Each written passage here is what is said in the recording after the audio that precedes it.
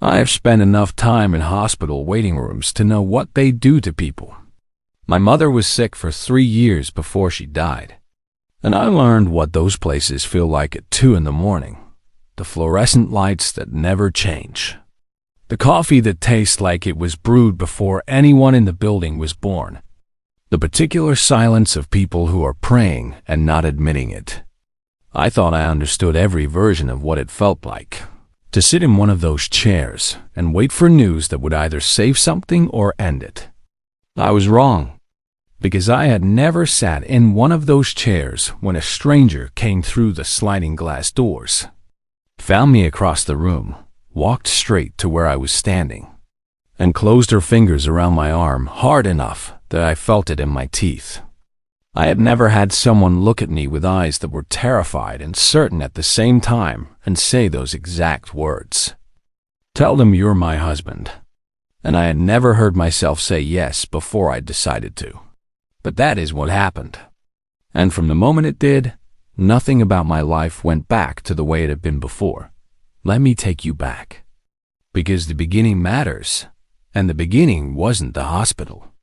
It was a Tuesday afternoon 3 days earlier, when my 74-year-old neighbor, Mr. Patterson, knocked on my door holding a bag of frozen peas against the back of his head and said, with the dignity of a man who had decided never to be embarrassed by anything, "Nicholas, I seem to have had a small disagreement with my bathtub. I'm Nick Voss. I'm 31 years old and I live in a 2-bedroom apartment in Portland, Oregon that smells like old wood and someone else's cooking, which I have come to find comforting in the way that only rented spaces can be. I manage projects for a construction company, budgets, timelines, the gap between what people imagine their building will be and what it actually turns out to be. I'm not a hero. I'm not the kind of man who walks into a situation and immediately knows what to do. I'm the kind of man who makes lists and checks them twice and still gets surprised by how often things go sideways. I drove Mr. Patterson to the EA that Thursday evening because the knock on his head had started hurting again 2 days after the fall, and I didn't trust him to drive himself. He sat in the passenger seat the whole way there telling me about a chest problem he'd been working on, like a man who had decided not to give his own skull the satisfaction of worrying him. We checked in at 7:15. The triage nurse told us it could be 2 or 3 hours. I found 2 chairs near the window, got Mr. Patterson settled with the chess puzzle on his phone, and went to get us both coffee from the machine in the corner. That's what I was doing, standing at the coffee machine, watching dark liquid pour into a paper cup when the sliding doors opened and she came in. I want to be careful about how I say what I noticed first, because I don't want to reduce what happened that night to something it wasn't. But the truth is, the first thing I registered about Stella Wade was physical, and I think honesty requires I say so. She was wearing a fitted navy dress that hit above the knee, the kind of dress that meant she had been somewhere important before this, some meeting, some presentation where people needed to take her seriously, and heels. She had clearly been walking fast in because the strap-on one had slipped halfway off her heel. Her dark hair was long and loose around her shoulders, and her mascara had smudged slightly under both eyes in a way she clearly didn't know about because she had about 15 more important things to think about. The dress was fitted enough that every step toward the front desk was visible, purposeful. The body of someone in motion who had stopped caring whether anyone was watching. She was striking in a way that she wasn't performing at all, which somehow made it more striking. But none of that is what stopped me. What stopped me was her face. Not how she looked, the way she moved. She came through those doors like someone who had been holding something together in the car and had just arrived at the place where she was allowed to fall apart. Except she couldn't, not yet. Because she needed information first, and she was going to get it. She went straight to the desk. I heard the exchange as I walked back to my seat. Her name, her mother's name. Patricia Wade, brought in by ambulance 40 minutes ago, possible heart episode. The nurse checked the screen. She asked for identification. Stella pulled a card from her purse and slid it across the counter. The nurse looked at it, looked at Stella, looked at the screen again, and said something low. Stella's hand went flat on the counter. She said something back. The nurse shook her head and pointed toward the waiting area. Stella stood there for a second. Then she walked to the first available chair, which happened to be directly across from me. She sat down and pressed both her hands against her knees and stared at the floor. She was shaking. I could see it from 8 feet away.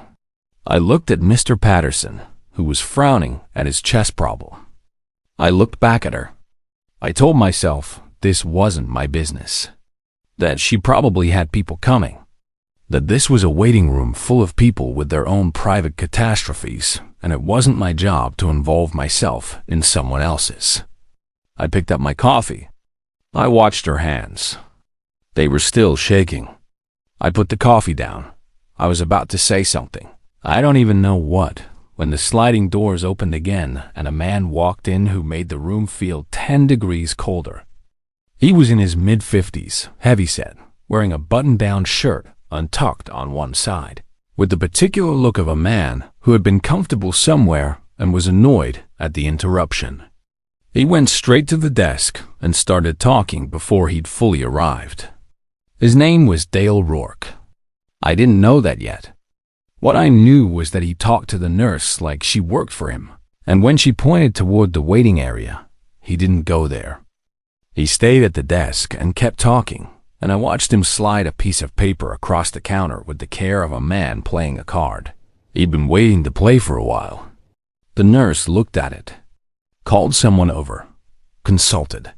Dale crossed his arms and waited with the patience of someone who was used to winning arguments. Stella had seen him come in. She was on her feet before I fully processed why. She walked to the desk and said, loud enough for half the waiting room to hear, "That's my mother. Whatever he just showed you, he doesn't speak for her." Dale turned slowly. He said her name like it was a correction. "Stella," she said. "I'm her daughter. I am next of kin." Dale smiled, which was worse than if he hadn't. He said, "I have power of attorney, sweetheart." She flinched at that last word. I watched it happen, and I didn't like it. She said, "Show me the document." He tapped the paper on the counter. Already showed the nurse. "Show me." He didn't. He turned back to the desk and said something in a low voice. The nurse looked between them with the expression of someone who had seen this situation before and deeply wished she hadn't. She said that in cases of disputed medical authority, the hospital would involve their legal team. And in the meantime, all family members were welcome to wait in the designated area. Stella said, "I am immediate family." The nurse said, "Yes, ma'am. Please wait over there." Dale was already moving through the interior door. A second nurse met him on the other side. The door swung closed. Stella stood alone at the desk. I watched her take one slow breath through her nose. She turned around and scanned the waiting room. Her eyes moved over 2 elderly men, a woman with a sleeping child in her lap, a teenager looking at his phone. Then her eyes found me. I had been watching her for 15 minutes, so maybe she knew that. Maybe that's why she walked over. She stopped directly in front of me. Up close, her eyes were dark gray, and they were afraid and determined in the same moment, which is one of the harder combinations I've seen on a human face. She said, "I'm sorry. I have no right to ask you this," I said. "Ask me what?" And that was when she grabbed my arm. I didn't think about it. That's the thing people ask me later, and the honest answer is, I didn't. There was no calculation, no risk assessment. There were her eyes, and the shake in her hands, and that door swinging shut with Dale Rourke on the other side of it. And my answer arrived before I decided to give it. I said yes. She stared at me like she'd braced for a refusal, and the yes had knocked her sideways. She said, "You don't even know me." I said, "What's your name?" Stella. Nick? Your mother's name? Patricia. Pat. She hates Patricia. Middle name? She blinked. Yours, I said. Ole. Stella leave us, I said, trying it out. That's who I'm married to. Something moved across her face. Not relief exactly, more like the feeling of a locked door finally opening, except she couldn't quite believe the key had worked.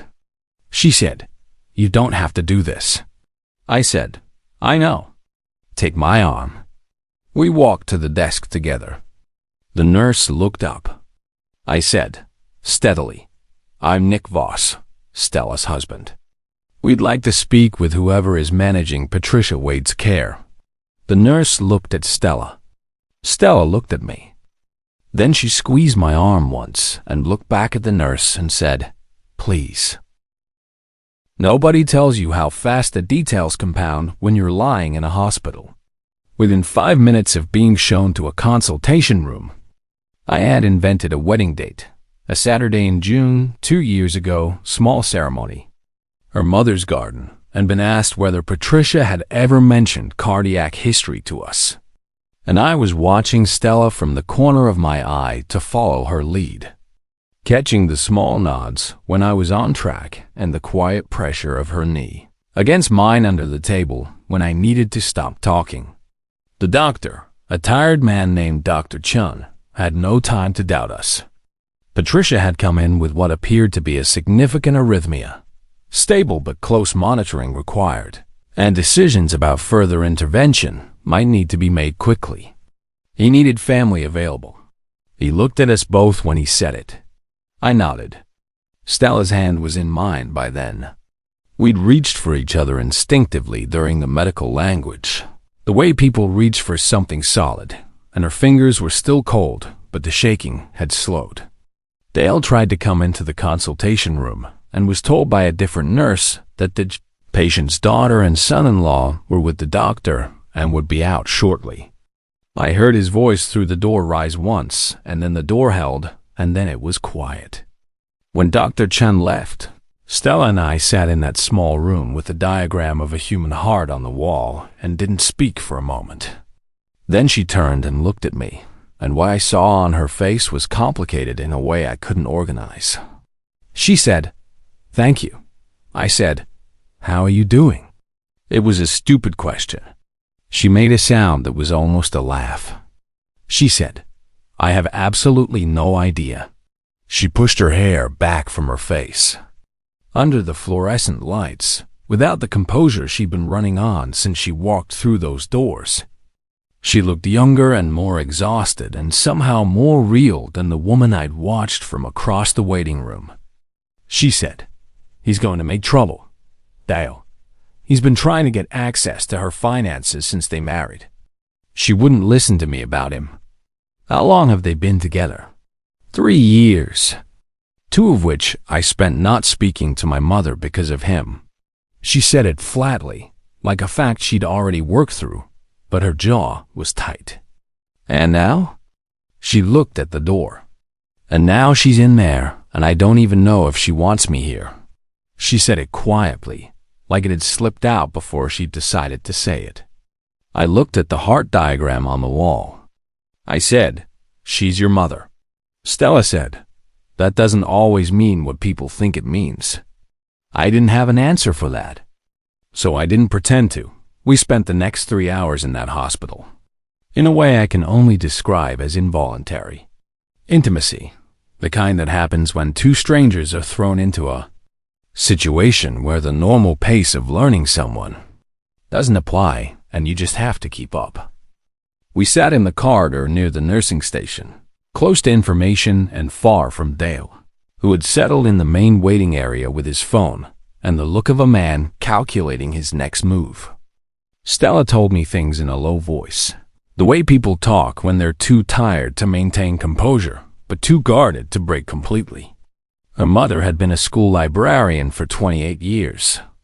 She had a thing for old British crime novels and hated twist endings because she always saw them coming.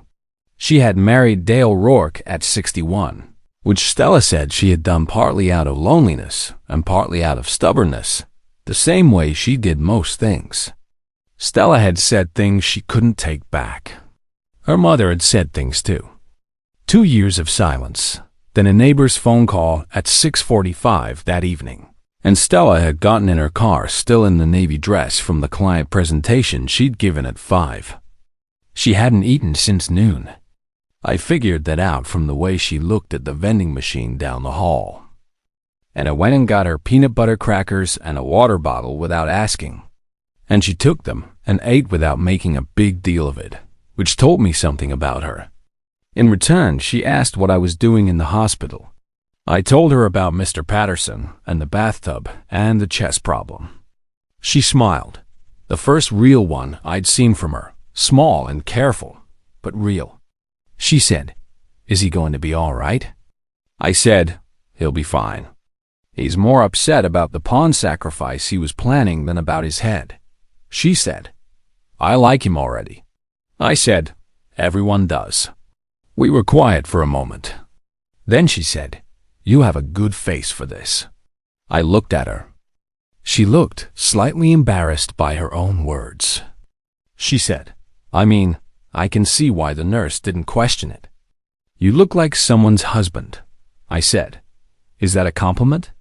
She said, "I genuinely don't know." And I laughed.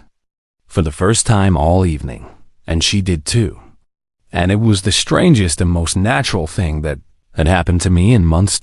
Then Dale Rourke came around the corner of the corridor. He saw us sitting together and something in his face recalculated.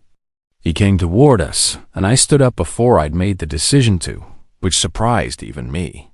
He looked me over the way certain men look at other men they've decided to measure.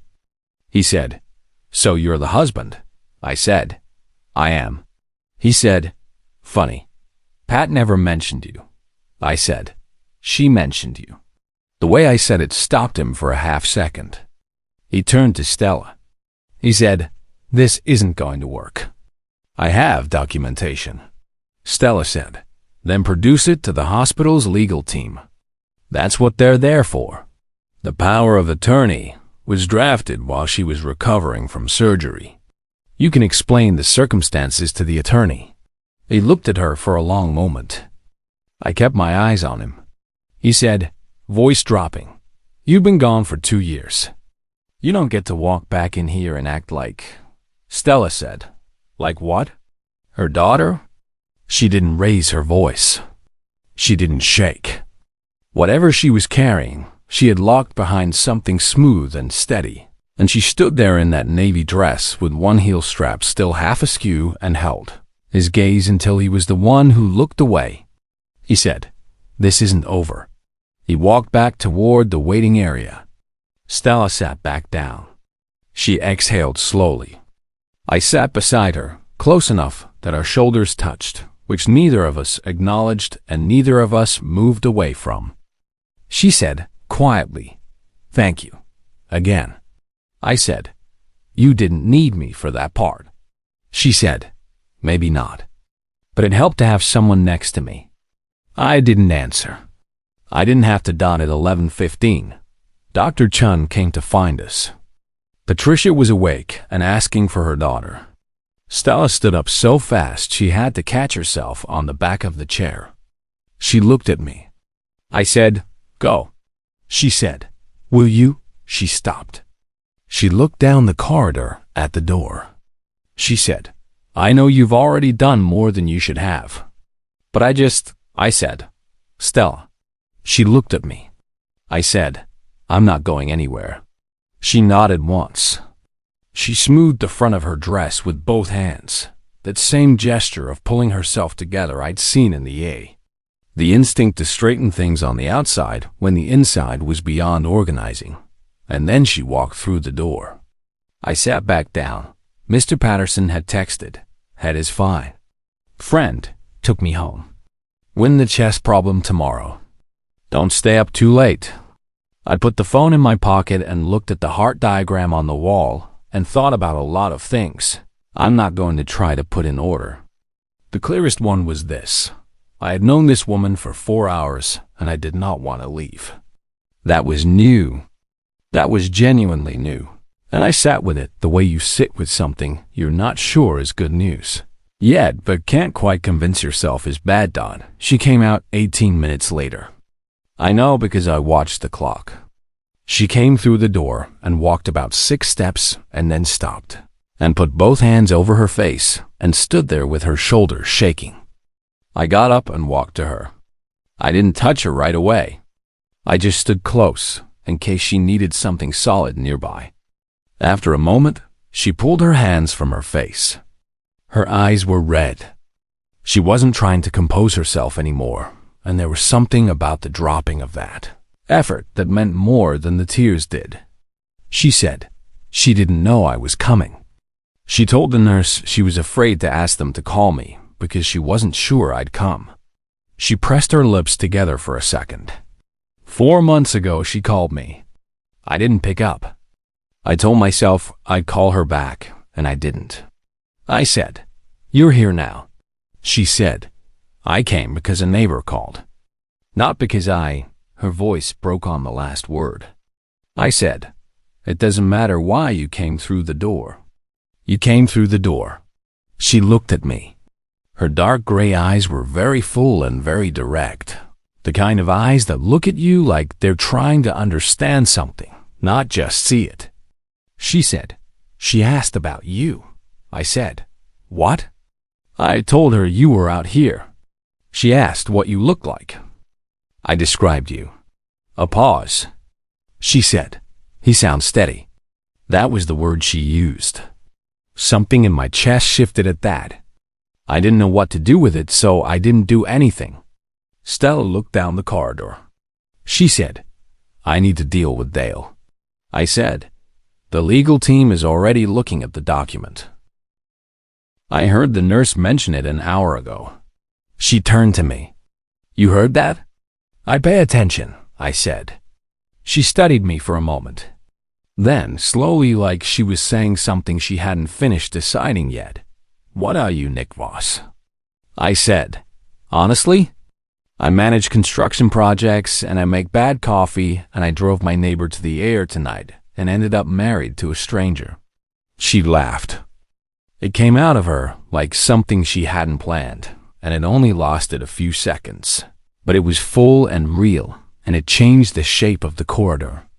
She said, "That is the most honest thing anyone has said to me all week." I said, "You should eat something that isn't peanut butter crackers." She said, "Probably." Neither of us moved. The hospital went on around us, an intercom somewhere. A cart rolling in the distance, and we stood in the corridor outside, a mother's room in the middle of the night. And something was happening that neither of us had a name for, and neither of us was ready to name. And that was all right for now. The power of attorney document was, as Stella had suspected, deeply questionable. The hospital's legal team reviewed it the following morning and referred it to an outside attorney. Dale Rourke left at midnight making threats that nobody seemed particularly concerned by.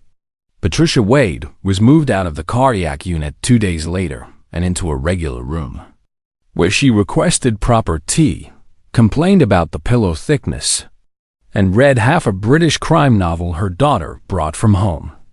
I know this because Stella told me. I know it because I came back. I came back the next evening. I told myself it was just to check that things had resolved, and the evening after that, and the one after that. Sometimes just for 30 minutes, to drop off better coffee than the hospital made, and sit in the corridor chairs and hear whatever Stella had to report. She'd come straight from work most evenings, still in her work clothes, and we'd sit in the same 2 chairs in the same corridor and talk the way we had that first night, without the boundaries people usually build their conversations around. She asked about my mother. I told her. She told me about growing up with a mother who kept every book she'd ever loved, but never kept a single photograph. She said, she read to me every night until I was 12, and I pretended to be too old for it, but I wasn't. I said, "Why did you stop talking to her?" She was quiet. She said, because Dale told her to choose and she chose the wrong thing. And I said something I meant but shouldn't have said out loud, and she said something back. And then neither of us knew how to undo it. She picked at her paper cup. The funny thing is she was going to call off the engagement before any of it. A friend told me. But then I said what I said, and she married him to prove she didn't have to listen to me. She shook her head. We're both very stubborn. I said, I got that from the crime novel thing. She smiled. I had started to understand her smile the way you understand a language. Not just the word, but the specific weight it carried. This one meant, you made me feel less alone in this. I knew that because it was the same thing I felt when she said it. On the 5th evening, Patricia asked to see me. Stella warned me in the hallway. She knows. I told her the truth, that you were a stranger in the waiting room. That I panicked and grabbed you. She looked at her hands. She knows the whole story. I said, okay. She said, she's not angry, which is somehow more unnerving than if she were. I said, let's go. Patricia Wade was smaller than I expected and sharper-eyed. She was propped up in bed with reading glasses on, a British crime novel face down on the blanket. And she looked at me for a long time when Stella brought me in, the way people look at something they're forming a serious opinion about. Then she said, so you're the man who pretended to be my son-in-law. I said, yes, ma'am. Why did you do that? I thought about the honest answer. I said, because she needed help, and I was the person who happened to be there. Patricia looked at Stella. Some conversation happened between them that didn't use words. Then she looked back at me. She said, Stella says you came back. Every evening. I did. Why? I wanted to. Patricia held my gaze for a moment longer. She said, she's stubborn. I said, I noticed. She said, she gets it from me. I said, I noticed that too. Patricia looked at me one more time. Then she said, well, you may as well sit down. I sat. Stella sat beside me. The three of us spent an hour in that room, and Patricia asked me questions the way she must have asked them her whole life, precisely in sequence with follow-up. She asked about my work, my apartment, Mr. Patterson, my mother. She asked what I had been thinking when Stella grabbed my arm in the waiting room. I told her the truth, nothing. That sometimes the right answer arrives before the thinking does. Patricia was quiet for a moment. Then she said, I like that. She looked at Stella. I like him. Stella said, I know, Mom. Her voice was very careful on that last word, and Patricia heard it. And something in the older woman's face opened quietly, the way things open when you've waited a long time for something and it finally arrives. She put her hand over Stella's. She didn't say anything. Neither did Stella. I looked at the window and gave them a moment that didn't belong to me. Patricia came home 3 weeks after the hospital. The power of attorney was found to be improperly witnessed and legally void, which resolved the question of Dale Rourke more cleanly than any confrontation would have. He didn't try to contact Patricia again, at least not in the months that followed. Stella moved some things into her mother's house temporarily. She said it was just until Patricia was steady on her feet. But I think they both understood it was also the beginning of rebuilding something they'd broken. The two of them finding the language they'd lost over 2 years of silence. I came to dinner on a Saturday in November. Patricia made something involving fish that she said was her mother's recipe, and she would not be taking feedback. Stella sat across the table from me the whole evening, and I caught her looking at me the same way she'd looked at me in that hospital corridor, like she was still working out what I was. After dinner, Patricia announced she was tired and went to bed at 8:30 with the timing of a woman who was not tired at all. Stella and I did the dishes. She washed, I dried, in a kitchen that smelled like her mother's cooking and old paperbacks. And the November rain hit the window above the sink. And she said without looking at me, I owe you something.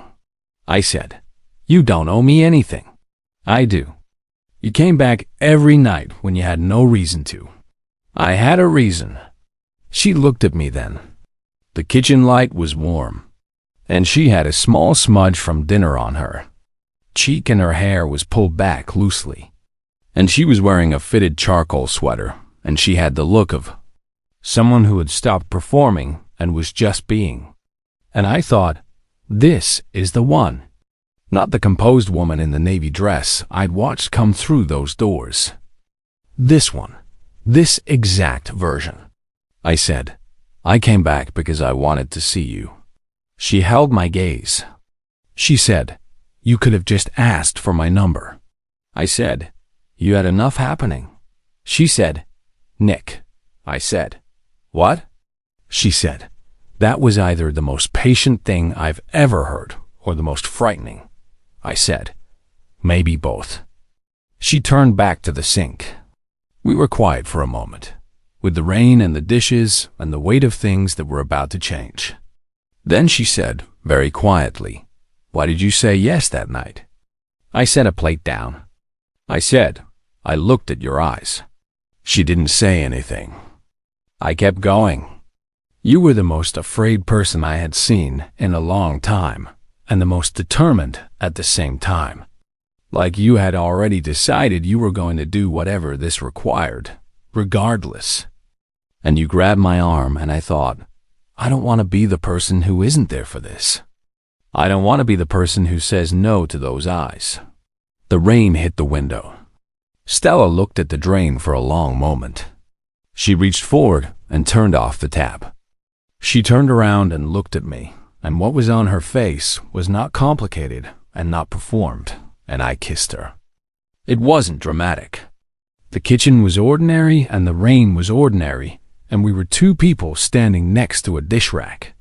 And it was the least theatrical moment imaginable, which is probably why it felt more real than anything I'd experienced in a very long time. She kissed me back, and when we pulled apart, she stayed close, her forehead nearly against mine, and she said, I should tell you something. I said, Tell me. She said, The night in the hospital, after I came out of my mother's room and you were still there in the corridor, I thought about what would have happened if you'd been sitting somewhere else. One row back, already on your way out the door when I came in. I said, I thought about that too. She said, And? I said, And I'm glad Mr. Patterson slipped in his bathtub. She laughed, soft and real, and put her head against my shoulder. And outside the rain kept falling, and inside the kitchen kept smelling like her mother's cooking and old books. And nothing about any of it was extraordinary, except that it was. I have thought many times about what it means that the whole thing started with a lie. She grabbed a stranger's arm and asked him to pretend. And the stranger said, yes, before he thought to. And the pretending lasted about 4 hours before it became something neither of them was pretending at all. I think about what might have happened if Dale Rourke had not shown up with his document. If Stella had gotten the information she needed without a fight. If she had never needed to scan a waiting room for something to hold on to. She would have sat alone through that night the way she'd been preparing herself to, the way she had been doing hard things for 2 years. She told me once, I would have been fine either way. I said, I know, she said, but I wasn't alone. That November, on a Sunday afternoon, Patricia asked me when we were going to have a real ceremony. I told her we were taking our time. She said that was a reasonable answer from someone who wasn't her age, and that from her age, time looked different. I said I'd keep that in mind. She looked at me over her reading glasses and said, the ring, when you get it, should be simple. She doesn't like things that catch on things. Then she went back to her book. I looked at Stella, who was pretending she hadn't heard any of this and was failing completely. Her cheeks were pink. She looked up and caught me looking.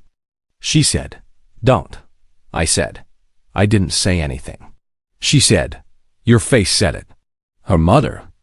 Without looking up, He has a good face.